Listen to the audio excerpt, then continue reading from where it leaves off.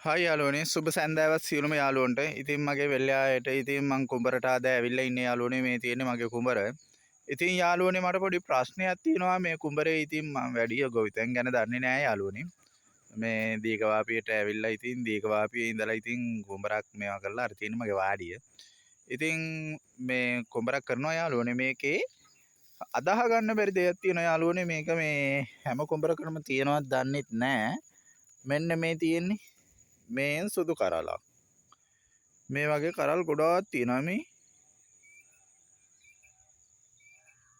ඒ වගේ කරල් ගොඩාක් තියෙනවා යාළුවනේ. මේකට මම පණුවට බෙහෙත් ගහුවා. පණුවට බෙහෙත් ගහලවත් හරි ගියේ නෑ යාළුවනේ. මේ තියෙන කුඹර. ඉතින් මෙතන මේ වගේම මේ පේන ප්‍රමාණයම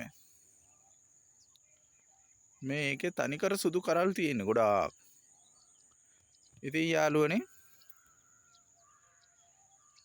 මගේ අර පසුපසෙන් පේන්නේ චෛත්‍ය. අර තියෙන්නේ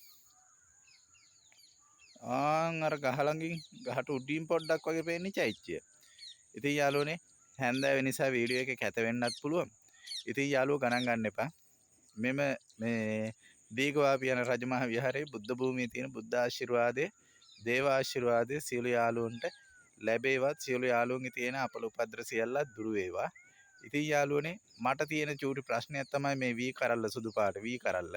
ඒකයි මම ඒක දාන්න හිතුනේ. කවුරු හරි ගොවිතැන් කරන කවුරු හරි කෙනෙක් ඉන්නවනම් මට මේ වී කරල්ල මේ සුදු පාට වෙන්නේ ඇයිද කියලා පොඩ්ඩක් මැසේජ් එකක් හරි දාලා තියන්න. මම බලන්න. ඊට පස්සේ මාක් හරි බෙහෙතක් ගහන්න පුළුවන් නම් ඒකට මම බෙහෙතක් ගහනවා. මේ සාමාන්‍ය අපේ ලංකාවේ ඉන්න තනිකර ගොවියෝනේ.